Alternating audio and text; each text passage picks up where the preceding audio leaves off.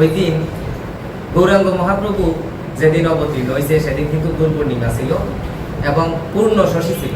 পূর্ণ শশী মানে পূর্ণ চন্দ্র, আবার সেই চন্দ্রে লাগছে গ্রহণ। হ্যাঁ, সকালে বিকেলে হয়েছিল, এত সন্ধ্যা টাইম, মানে ওটা ছিল হলো গোধূলি লগ্ন। গোধূলি লগ্ন ছিল। আর হলো এই যে লগ্নগুলারে কেন এত মানে মূল্যায়ন করা হয়, গোধূলি লগ্নটা কিন্তু খুব মূল্যবান একটা লগ্ন। এক নম্বরে সেই সময়টায় পূর্বপুরুষ জল পায়, কাক ডালে বসার আগে কাক বলি দেওয়া হয়, মানে পূর্বপুরুষের ওই যে খাদ্য দেয়, জল দেয়, দুধ দেয়, তাই না? বাপ্পা মারা যাওয়ার পর যে 11 দিন হোক বা 15 দিন হোক অসুস পালন করে, ওই সময় যে কাক বলিটা দেওয়া হয় সেটা হলো কাক ডালে বসার পূর্ব মুহূর্তে দেয়। আবার ওই সময়টায় আমাদের যারা আমরা সনাতন ধর্ম অবলম্বী হয়তো অনেকে জানেন, সামবেদীয় মতে কোনো বিবাহের তারিখ নেই, সেটা তো জানেন। পঞ্জিকায় কিন্তু সামবেদীয় বিবাহ লেখা নাই, আছে। এই যে বিবাহের তারিখ যে দেখি আমরা, লগ্ন দেখি, ব্রাহ্মণরা যারা ব্রাহ্মণ ছাড়াও আপনারা তো পঞ্জিকা দেখেন, কোন সামবেদীয়, এই তো সামবেদীয় বিবাহের কোনো তারিখ নেই। আছে কোনটা? যজুর্বেদীয়, ঋগ্বেদীয়, আরেকটা আছে সুত হিবুক যোগ। সুত হিবুক যোগ।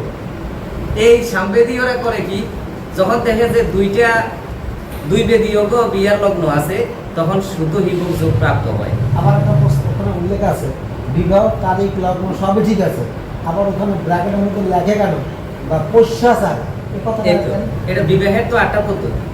যেমন ওই যে দ্বৈত বিবাহ আছে, দ্বৈতরা যে বিবাহ করছে, দেবতর বিবাহ আছে, দেবতারা যে বিবাহ করছে, এরকম। কিন্তু আমরা যেটা করি এটা হচ্ছে পিশাচিক, মানে পৈশাচিক করা হয়েছে। এটা মূলত হইলো আমাদের যে সময় নাই, লগ্ন নাই, কিন্তু আমরা বিবাহ করতেছি। লগ্ন নাই, লগ্ন মানে কি বুঝাইছে? ক্ষণ, ভালো সময়, ওটা হচ্ছে লগ্ন। গোধূলি লগ্ন, ভগবান শ্রীকৃষ্ণ যে বিবাহ করছিল সে তো গোধূলি লগ্নে বিবাহ করছে। এই জন্য যখন দেখে তারিখ নাই, তখন ধরে গোধূলি লগ্নে বিয়ে করাই দেয়। হ্যাঁ, যে ভগবান শ্রীকৃষ্ণ যে টাইমে বিয়ে করছে এটা উত্তম টাইম, এটা যে কোনো দিন, শনিবার নাই, রবিবার নাই, মাতার ব্রতটা মধ্যে শুধু পর্যন্ত পারছে গোধূলি লগ্ন ভালো, সবচেয়ে গোধূলি লগ্ন ভালো। পুরোপুরি বলে গোধূলি লগ্ন ভালো। ফাল্গুন, আবার ফাল্গুনের গোধূলি, ফাল্গুন মাসের গোধূলি তারিখ ভালো। আপনার সামনে তারিখ থাকতে গোধূলি হবে না। যদি মাঘ মাসে যদি গোধূলি লগ্ন ধরে বিয়ে করে, সামনে যদি তারিখ থাকে তাহলে কি গোধূলি হয়? কিসের বিবাহের তারিখ? হ্যাঁ, মনে করেন সামবেদীয়দের, আমরা যারা সামবেদীয়, আপনিও সামবেদীয়, আমাদের কোনো বিবাহের তারিখ নাই। আমরা পরের তারিখ ধার করে আইনা বিবাহ করি, এটাকে বলা হয় সুত হিবুক যোগ। মানে দুইটা যুগ একসাথে হয় আর রোহিণী নক্ষত্র থাকে, বুঝছেন বিষয়টা? যে লগ্নটা ধরি আমরা, সেই লগ্নটাই থাকে রোহিণী নক্ষত্র যুক্ত, সেই জন্য এটা সুত হিবুক যোগ হয়।